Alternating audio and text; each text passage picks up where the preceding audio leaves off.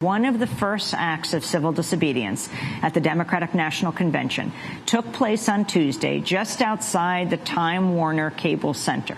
Shortly after 4 p.m., a group of 10 undocumented activists rode into uptown Charlotte aboard the No Papers, No Fear bus. The activists have been riding aboard the bus protesting the Obama administration's immigration policies. The bus left Arizona 6 weeks ago. The activists took part in Tuesday's protest knowing they could face deportation if arrested. They're undocumented. The Democracy Now! Was there when the activists left the bus and marched to the site of the Democratic National Convention.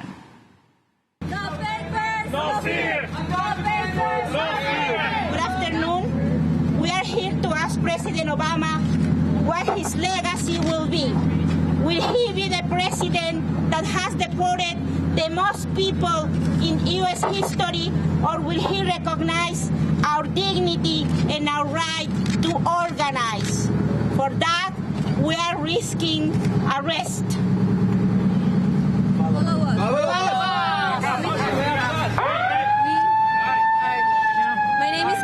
I'm undocumented and unafraid. We're risking arrest right now to tell President Obama that he needs to have a position on our side, on the side of immigrants, to stop deportations, to stop the collaboration between the police and ICE, and to recognize our civil rights and to defend them. No papers, no fear. Dignity. No fear. Dignity is marching here. No papers, no fear. Dignity is marching here. No papers, no fear. My name is Rosie Carrasco. I'm here with my 2 daughters and my husband. We have been in this ride for dignity, and we believe that we have the right to fight for our dignity.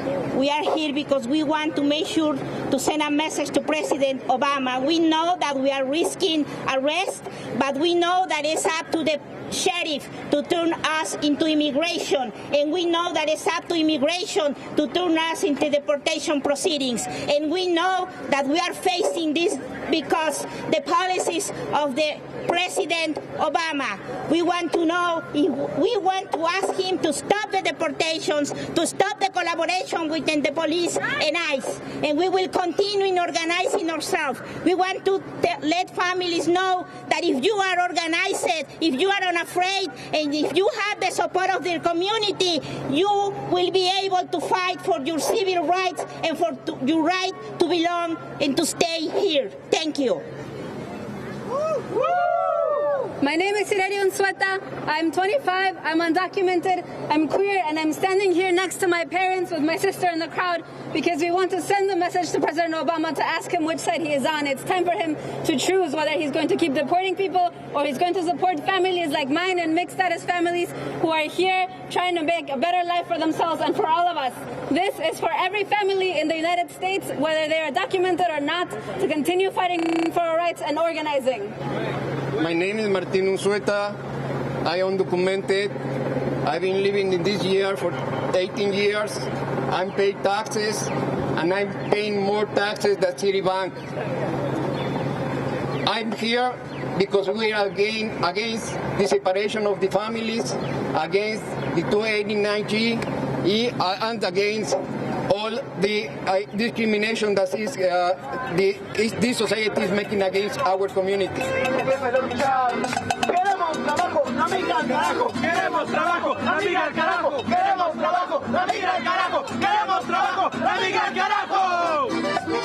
My name is Julio Sanchez. I came to this country when I was 15, undocumented. I crossed the border, and now I'm here, and I'm not afraid. I'm doing this for all my community, for all my undocumented community, because I'm tired to live every day in fear. I'm tired to not able to drive, not have a driver's license, not go to school. Only why? Because I don't have a legal status, and that's not right. Everybody use for being human. I have rights, and I need everybody to respect my civil rights.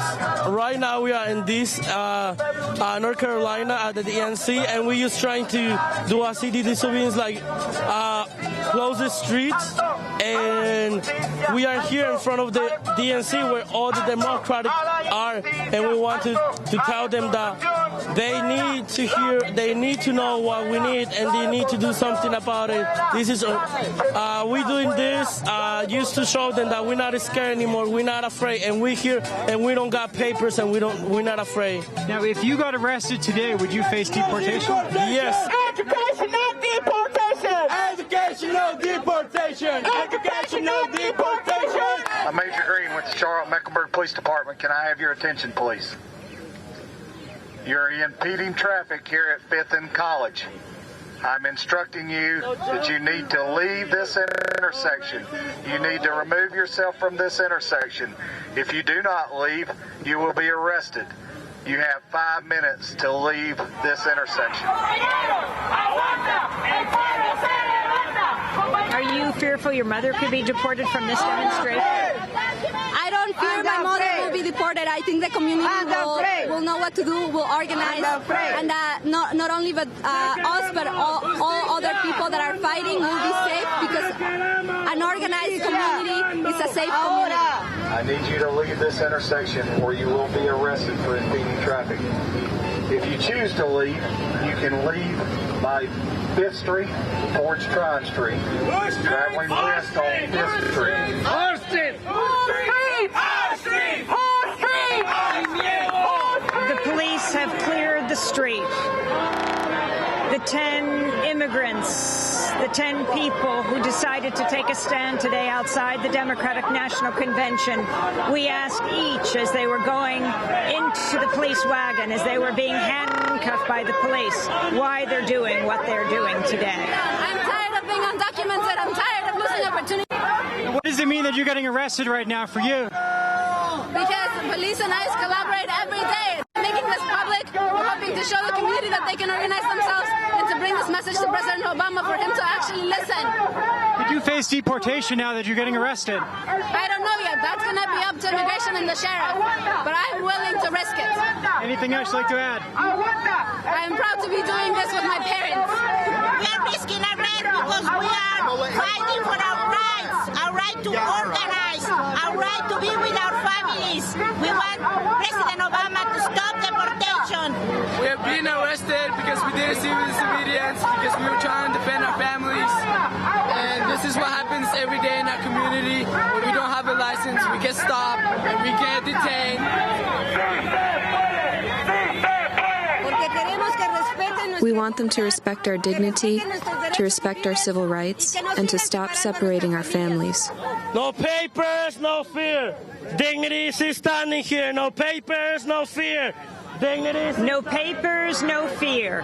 That's the last of the chants of those immigrants who are being arrested today. Undocumented immigrants all, here just outside the Democratic National Convention. They were a daughter with her mother. They were a mother with her daughter and her husband. They were young people and they were older people. Many here for 15, 12, 10 years. One young woman who could have applied under President Obama's executive order to not be deported said if her mother is deported, the whole family is deported. And they all sat around a banner before they were arrested of a butterfly because they said a butterfly knows no borders. A butterfly is free. It's the opening day of the Democratic National Convention, and they are asking President Obama to listen to their message. They say, no person is illegal.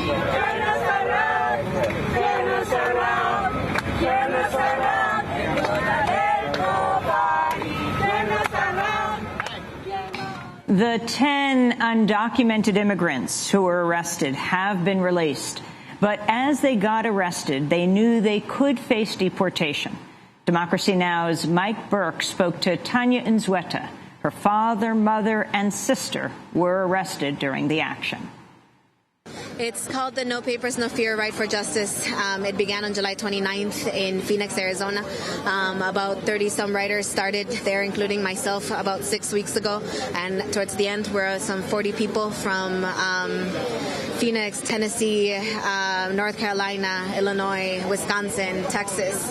Most of us undocumented, and trying to talk to community members about what it's like to come out of the shadows, what it's like to start losing fear in order to organize, and how to organize so that when you come out as undocumented, you have power behind you. We went mostly through the south of the United States. We started in Phoenix, went on to New Mexico, Texas, and I'm sorry these are not all in order, but Phoenix, New Mexico, Texas, Louisiana, Alabama, Georgia, Tennessee, and North Carolina. These are some of the states where some of the harshest anti-immigrant laws have been passed, where a lot of community members, particularly those who are undocumented, don't have support, and where we felt the message of having no papers and having no fear hasn't reached all of the community. And I saw you kissing some of the protesters just before they were arrested. Can you talk about your relationship with some of them? Sure. Actually, my entire family, except myself, are in there. My father, Martin Unzueta, my mother, Rosy Carrasco, and my sister, Irario Unzueta Carrasco, were all arrested today. They're all undocumented. And what does this mean as undocumented immigrants to be arrested? And what could this mean for them? Yeah, so we're in a county that collaborates with Immigration and Customs Enforcement. We read an article right before we came here that said that the sheriff would do his job as he said it and turn anyone who is undocumented over to Immigration and Customs Enforcement. From there, it's up to ICE whether they pick them up or not, depending on their various categories and criteria. From what we know, political pressure and community pressure affects the way that immigration and that the sheriffs work. Every single disobedience that we have had, starting from 2 years ago when undocumented youth started taking the streets and started taking political offices, no one has been deported. And we know that deportations continue regardless of whether it's low priority or high priority immigrants. We know that our own communities, families keep being broken apart, except when we do it publicly, except when we do civil disobedience publicly. And so for here, I think it's also a test to see what happens when undocumented people get arrested in front of the Democratic National Convention.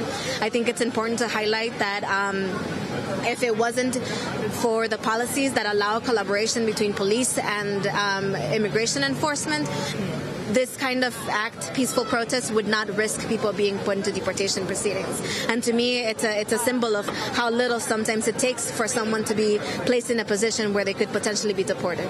And can you tell us a little bit about your parents and their story? My parents, my sister and I came to the United States when I was 10 years old. My sister was 6. This was about 18 years ago. We came because my dad was offered a job and offered the opportunity to regularize the status eventually. We didn't know very much about the laws, and I know that my visa expired without even me knowing it, right? And suddenly I was undocumented. They've tried several times to regularize their status. My dad tried to adjust the status through his work, but he started organizing a union at the same time, and he ended up getting fired from that job place.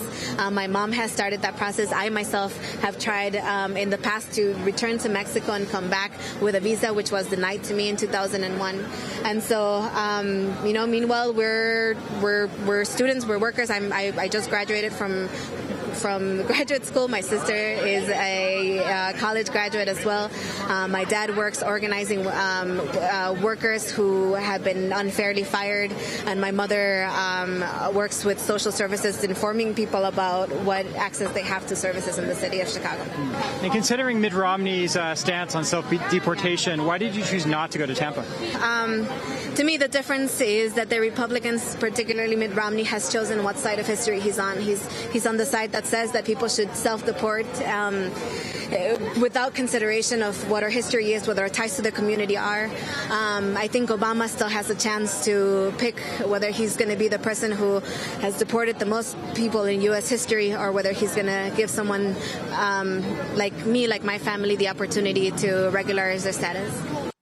Tanya Unzueta speaking to Democracy Now's Mike Burke. Tanya's mother, Rosy Carrasco, who was on Democracy Now! Yesterday, her father and her sister were among those who were arrested.